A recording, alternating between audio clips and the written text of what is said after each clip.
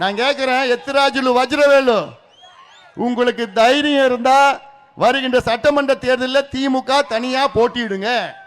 நாங்க தயாரா இருக்கிறோம். எங்களுக்கு தைரியம் இருக்கிறது, மக்கள் மீது எங்களுக்கு நம்பிக்கை இருக்கிறது. உங்களுக்கு தான் நம்பிக்கை இல்லை, தைரியம் இல்லை. நீங்க கோழை.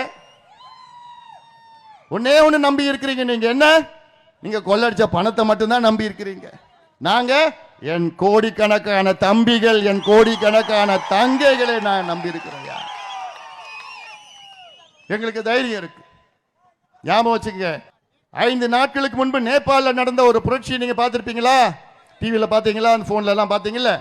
என்ன நடந்தது? ஆட்சி மாற்றம் நடந்தது. நேபாளில் 2 நாள்ல நடந்தது ஆட்சி மாற்றம். யாரால நடந்தது? உங்களை போன்ற இளைஞர்களால் நடந்தது. உங்களை போன்ற ஜெனரேஷன் எக்ஸ் இருக்கிற இளைஞர்களால் நடந்தது ஒரு ஆட்சி மாற்றம். நடந்த முறை சரியில்லை, வன்முறையினால அதெல்லாம் முறை சரியில்லை. ஆனால் ஆட்சி மாற்றம் நடந்தது உங்களை போன்ற இளைஞர்களால. கடந்த ஆண்டு பங்களாதேஷில் ஒரு ஆட்சி மாற்றம் நடந்தது. அதுவும் யாரால் நடந்தது? உங்களை போன்ற இளைஞர்களால் நடந்தது. 2 ஆண்டுகளுக்கு முன்பு இலங்கையிலே ஆட்சி மாற்றம் நடந்தது. யாரால? உங்களை போன்ற இளைஞர்களால. அதே போன்று தமிழ்நாட்டிலும் ஆட்சி மாற்றம் நடைபெற வேண்டும். யாரால நடக்கும்? அது உங்களை போன்ற இளைஞர்களால், என் தம்பிகளால், என் தங்கைகளால்.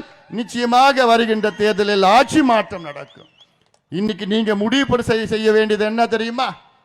வருகின்ற தேர்தலில் யார் வர வேண்டும் என்பதை விட யார் வரக்கூடாது என்ற முடிவை இன்னைக்கு நீங்க எடுக்கணும். யார் வரக்கூடாது? திமுக வரவே கூடாது. திமுக மறுபடியும் வரணும்னு யாராவது ஒரே ஒரு காரணம் சொல்லுங்க.